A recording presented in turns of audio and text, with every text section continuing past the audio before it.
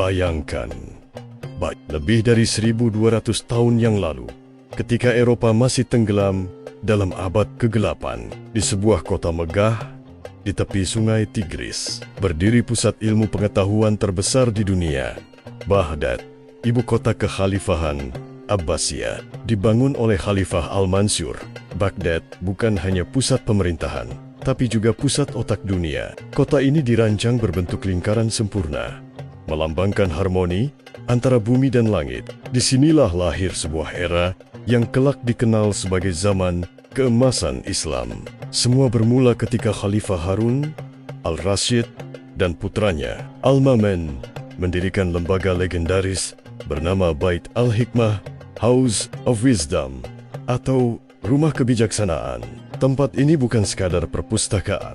Ia adalah Laboratorium Observatorium Akademi dan tempat bertemunya para ilmuwan dari berbagai bangsa dan agama, Muslim, Yahudi, Kristen, Persia, dan India. Mereka bersatu di bawah satu misi: mencari ilmu tanpa batas. Di sana, ribuan naskah kuno dari Yunani, Persia, dan India diterjemahkan ke dalam bahasa Arab, bahasa ilmu pengetahuan pada zamannya. Buku-buku karya Plato, Aristoteles, Galen, dan Euclid diterjemahkan, lalu dikembangkan lebih jauh oleh para ilmuwan Muslim. Salah satu tokoh pentingnya adalah Al-Khwarizmi, bapak ilmu aljabar dan algoritma. Namanya menjadi asal kata algorithm yang kita gunakan di dunia komputer saat ini.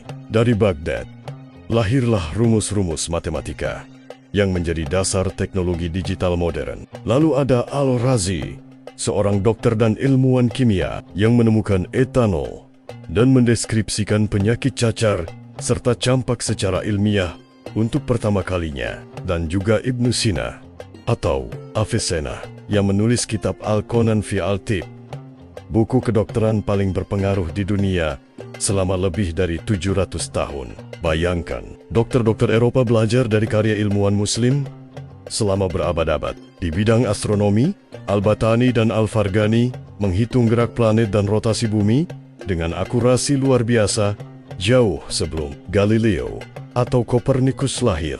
Bahkan penentuan arah kiblat dan kalender Islam dibuat berdasarkan perhitungan ilmiah yang lahir dari para astronom Baghdad. Namun yang membuat peradaban Abbasiyah luar biasa bukan hanya ilmunya, tapi juga cara berpikirnya. Para ilmuwan percaya meneliti ciptaan Allah berarti mendekatkan diri kepada Sang Pencipta. Ilmu bukan untuk kesombongan, tapi untuk memahami keajaiban alam. Baghdad menjadi tempat di mana agama dan sains tidak bertentangan, melainkan saling menguatkan. Dari Bait Al-Hikmah, ilmu pengetahuan menyebar ke seluruh dunia. Ke Damaskus, Kairo, Cordoba, hingga Eropa Barat. Peradaban Islam menjadi jembatan antara dunia kuno dan dunia modern. Namun kejayaan itu tak bertahan selamanya.